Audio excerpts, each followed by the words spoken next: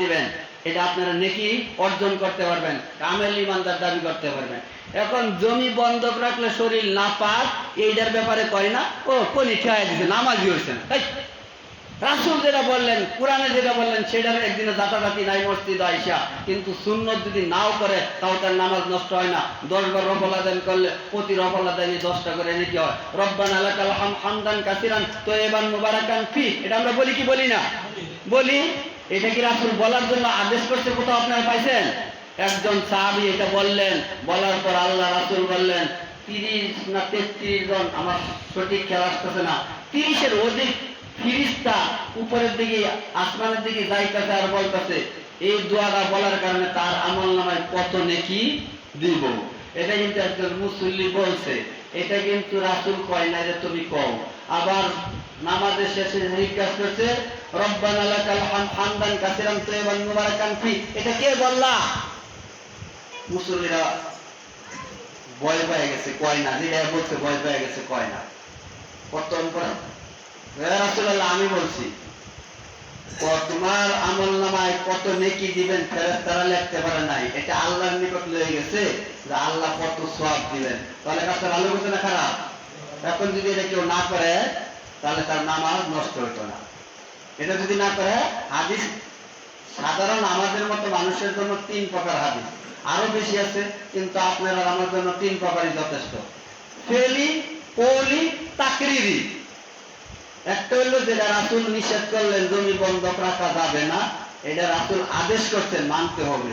সুদ, এইটা খাইলে শরীরের মধ্যে আপনি যত আতর সুরমা, যত পাউডার, যত কিছু লাগান, শরীর পবিত্রতা হয় না। এইটা নিয়ে একদিন আপনারা কথা কইলেন না, খালি কলির জাতাজাতি লাগাইলেন। ওই যেটা নরম পাইছেন পয়লা নরম কাটা হইতার জাতি, যেটা বেহি করবা হবে টেয়া লাগবে না, পয়সা লাগবে না, ক্ষতি হতো না কোনো, ওটা নিয়ে জাতাজাতি করেন। আর যেটা করলে ক্ষতি হয়, জমি বন্ধক না রাখলে আপনার ক্ষতি হয়, এইটা আপনি মসজিদে একদিনে করেন না। এই শরীর পাক কি দিয়ে হয়? 2টা জিনিস। আপনাদের এখানে আলেম আছে, তাদেরকে জিজ্ঞাসা করবেন আজকেই, শরীর কয়টা জিনিসে পাক করা যায়? একটা হলো নাপাকে খফিফা, আরেকটা হলো নাপাকে নাজাসা। নাজাসা কি আর খফিফা কি এটা জানবেন। আপনারা সহজভাবে বললাম, যারা হালাল টাকা দিয়ে কাপড় কিনে, কাপড় যদি ছিঁড়াও থাকে, ওই কাপড় দ্বারা নামাজ আল্লাহ কবুল করবেন। আর যদি হারাম টাকা দিয়ে কাপড় কিনে সুন্দর করে ইস্তারি করে লিল টিল লাগায় একবারে টাইট ফিট জামা পরিধান করেন, পরিষ্কারের অভাব নাই তার, সেই পরিষ্কার আল্লাহর নিকট গ্রহণযোগ্য হয় না। আলা ইন্না ফিল জান্নাতিল মুদগা ইযা সালুহাল জাসাদু কুল্লু ওয়া ইযা ফাসাদাল জাসাদু কুল্লু আলা ওয়াহিয়াল কাল। মানুষে দেখে আপনার সুন্দর পাঞ্জাবি, আল্লাহ দেখে কলম। আপনার কোন টাকা দিয়ে পাঞ্জাবি কিনছেন? এটা আমার একজনে দান করছে। যদি সে চুরি করে টাকা দিয়ে দান করে, এটা আমার জন্য হালাল না হারাম? আপনারা বলেন তো দেখি। আপনার স্ত্রীর আপনি ডাকাতি করে খাওয়াবেন, আপনার স্ত্রীর জন্য হালাল। যদি আপনার স্ত্রী জানে যে ডাকাতি করে আনছেন, তখন আপনার স্ত্রী খালি বলবে যে দেখো তোমার জিনিসটা যদি কেউ ডাকাতি করে নেয় তোমার কিরকম কষ্ট লাগে, তাহলে তুমি যে আরেকজনের ডাকাতি করে আনবা, সেও তো কষ্ট পাইছে। এই কথা আপনার স্ত্রী বলবে যে আমরা কম খাবো, কষ্ট করবো, তাও ডাকাতি করে যেন না খাই।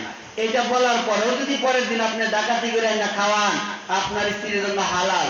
আমার যে পাঞ্জাবিটা দিছে, সে যদি চুরি করে আন্নাও দিয়া থাকে, তার পাপ হবে, আমার জন্য হালাল। কাপড় পবিত্রতা হয় 2 ধরনের, একটা হলো হালাল রুটি দ্বারা কাপড় কিনা, আর একটা হলো নাপাক যদি আপনার লেগে যায়, প্রস্রাব পায়খানা যে কোনো জিনিস লেগে যায়, এটা আপনি পানি দিয়ে ধৌত করবেন।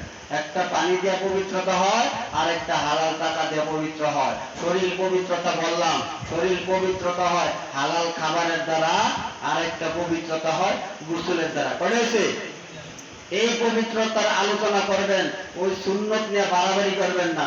সুন্নত নিয়ে অনেক মানুষ স্বামী স্ত্রীর ভিতরে গন্ডগোল লেগে তালাক হয়ে গেছে, এটাও আমাদের জানা আছে, আমরা দেখি সাধারণ কিছু সুন্নত নেয়া, কিন্তু আসলে ফরজের দাগ ধরে না।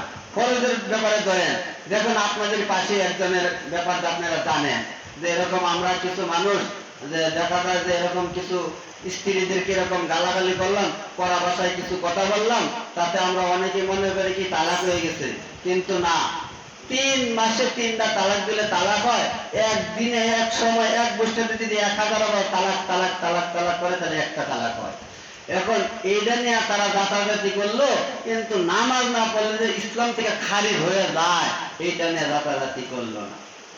নামাজ না বলে লা দিনা লিমান লা সালাতা লাহু, যার নামাজ নাই তার দ্বীনও নাই, তার ধর্মও নাই। মান তারাকা সালাতা ফাকাত আশরাকা, যে ইচ্ছাকৃতভাবে সালাত ছাড়িয়া দিল সে শিরক করিল। বাইনাল আবদি ওয়া বাইনাল কুফরি তারকুস সালাহ, বান্দার আর কাফেরের মধ্যে পার্থক্য সালাত। এইটা নিয়ে সে মাথা ঘামাইলো না, কলি নিয়ে মাথা ঘামাইলো, ফরজ নিয়ে মাথা ঘামাইলো না। অথচ ফরজের হিসাবে কিয়ামতের দিন আল্লাহ তাআলা আপনার কাছে নিবে। আমাদেরকে আল্লাহ তাআলা ঠিক ঠিক মতো ফরজগুলো বুঝার, মানার, আমল করার তৌফিক দান করে। সকলে বলি আমিন। সুবহানাকাল্লাহু ওয়া বিহামদিকা আশহাদু আল্লা ইলাহা ইল্লা